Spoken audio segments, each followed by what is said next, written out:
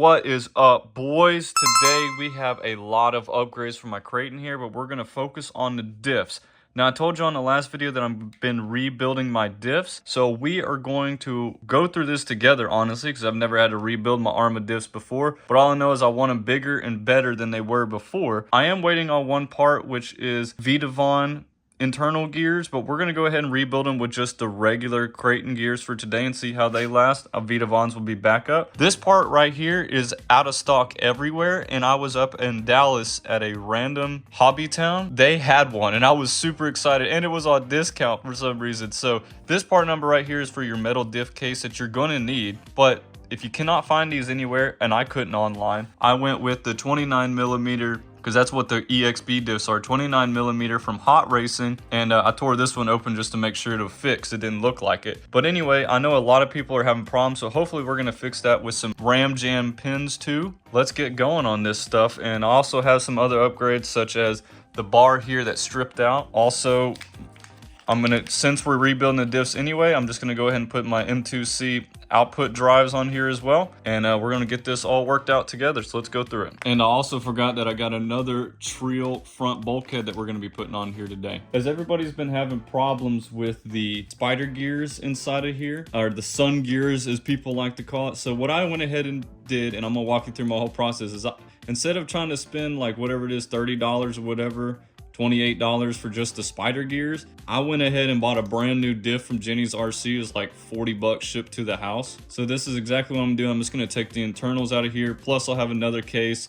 I'll have more of these if I want them, you know, everything. That's just how I like to roll. In doing this, I 3D printed myself a little tray here that should be able to hold my diffs so when I'm trying to repair them. But let's get to it. So first of all, I already have my case taken out of here, which is right here.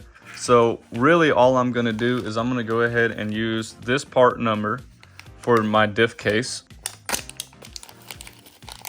And then we have our different choices of fluids. So rear is usually 100K and front's usually 200, but I think I'm just gonna do 200 in both because why not? But now I need to take this gear apart to use the internals.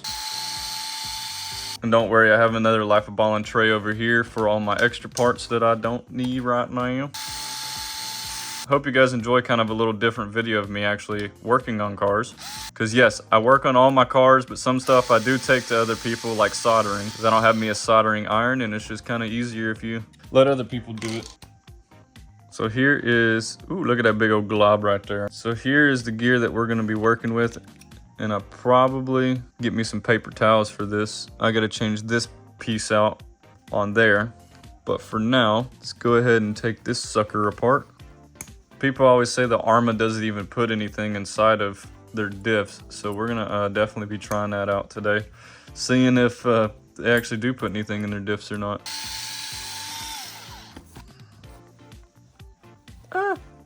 There's not a lot in there, honestly. Not compared to what you usually want in there. I can set this right in chaw. Like that for my little case that I made here. I also got me a little Tupperware here that I'm gonna try to put all of these gears in. Like I said, I've never rebuilt an Arrma diff before, so we're gonna be doing this all together here. Hopefully that will just go in like that. And then what's cool about Arrma versus Traxxas is if you've ever rebuilt the Traxxas one, there's that little pin in there and it's so annoying, but you can actually take this piece out right here, which looks like a 2. You take this little screw out and that pin usually slides over, but I believe you still have to take this gear out, which was pretty easy with this little tool that I have here. Gotta find a little hole in here now. It's coming. It's coming out, you see that? And then boom, pull it out. So that's actually pretty wicked. And I could pull these old Arrma ones out. I'm guessing this comes out too.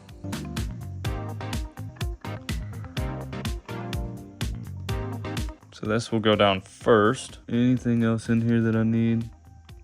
Doesn't look like it. We'll need that bearing though. All right, so we just need to open up this. Oh, it's already got a tear in it. While we're opening that up, we need to also open up our M2C output drives, because you know you have to rebuild the entire thing if you want to put in your drive cups anyway. But what it looks like is it'll be pretty simple. Just gonna go reverse back in there. We know this little booger is hard to pick up. So just reverse it back to what we had.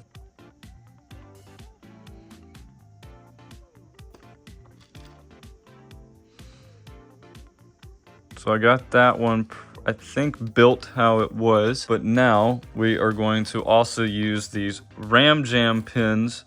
Here's the part number for them.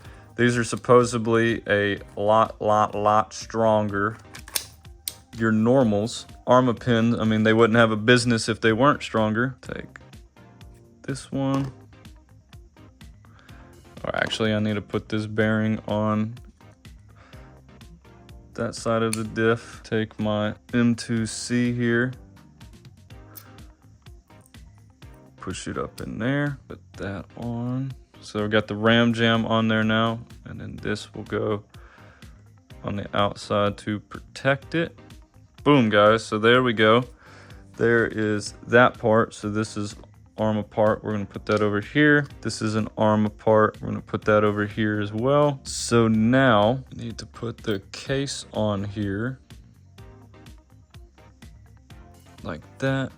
Let's get the screws installed here. Just gonna lightly put them in for right now. Then I'm gonna go back and Loctite them all, because you want to Loctite all of these screws, because then all I'm gonna do is go back here and Loctite one after the other.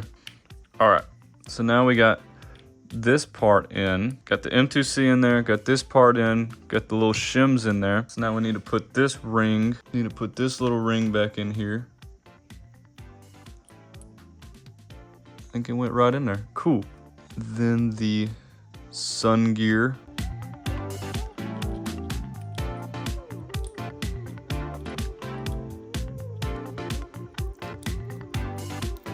Sun gear went right down in there, boys. So we're good to go on that front. And now we are going to pick this up very delicately.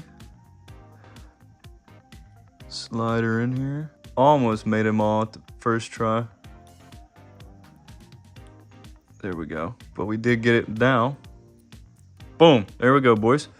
So now we can set her over here in a certified Life of Ballen diff holder. And now it's time to work on this one. So for this one, we just gotta pop this off. Do exactly what we did before. All right, boys, I got that all taken apart, but you know, we're gonna reuse this gear now. So all we're gonna do is just put this on here. I know I can put the shims over it. This only had one shim. I'm probably gonna have to run 2 shims. Slide this on here, and then we're just gonna repeat the process. And you're gonna get sticky. There's no way around that. Seen a lot of people use gloves. I'm not a firm believer in gloves. I like to feel my world around me. Gotta have you some paper towels though, shoot. So then this one goes like that. Then I'm gonna take another ram jam pin here.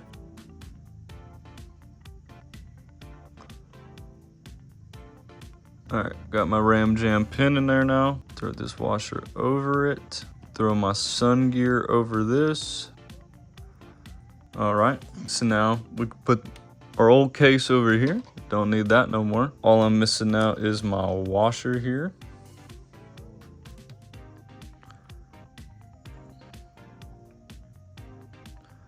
Go ahead and put that on there. Lined up pretty well, I would say.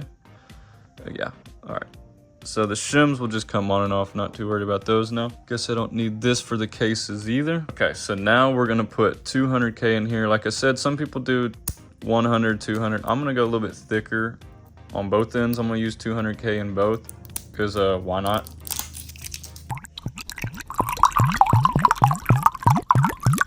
About to let that sit for a second. If y'all can see that beautiful ooze coming in there. Beautiful ooze, just gotta let it sit for a minute. All right, guys, this is looking pretty good here. I'm gonna have to apply some pressure, but it's looking very well here. We're gonna zip her up. All right, boys, now I think they want us to use those little screws, but I think I'm gonna use the longer screws here. I don't even know if they'll fit, but we're gonna put a little bit of Loctite on them and see how it goes. All right, boys, I got this all done here. Just Loctited it up. So this one is good to go, but we're gonna now need to clean the inside of this. Also put in this new gear that just came in here. We're gonna be putting that on here. So we have to take this whole thing apart because also the washers on the bottom of that thing are all messed up. So we're gonna be putting those on here as well. Let's get into that. Okay guys, so I was cleaning out my diff housing here and I went ahead and put the new gear in. And what I noticed is when I put the new gear in, I could sit here and like wiggle it back and forth. So what I went ahead and did is I put some of these M2C washers in here. They're for the differential shims. So now it has eliminated my slop, so hopefully it doesn't move or anything. We're gonna try that out. Okay, now I'm gonna be using M2C's washers here.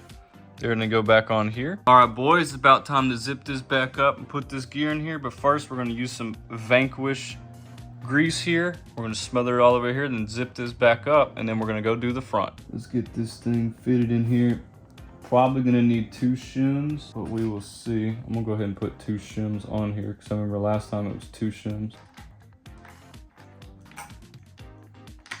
All right, boys, we got the rear all zipped back up, greased up. Now it's time to get to the front. Actually, first we're gonna do this center brace here with all these M2C parts, just working our way from the back to the front. There you go, guys. Center brace all done now with the carbon fiber inserts. Woo! All right, guys, now on to the front here. I'm gonna be putting on this new trio bulkhead. Gotta take everything apart though. Also on the rear, I didn't end up using any shims on the outside, which is weird because it was such a hard fit with that Arrma metal diff cover and then the trill. So we're gonna see on the front with the hot racing if I need any shims. All right, guys, after a few hours, I had to take a break, but here is my hot racing cup here. The O-ring's pretty hard to keep on there, but we're gonna see how well it will stay on. So we got that the same way with the Ram Jam, the M2C shims, and now we're gonna be putting this back together. Really hope you guys enjoyed my diff rebuild. Appreciate you guys. If you guys have any questions about how I did rebuild my diff, I didn't end up shimming them too much at all. I know a lot of people say shim like 3 or 4 times and then go down from there. I really didn't. I just kind of put them back stock and they've been pretty good so far, holding up on max punch. So appreciate y'all, but if you have any more questions, please comment down below. Thank you so much for watching.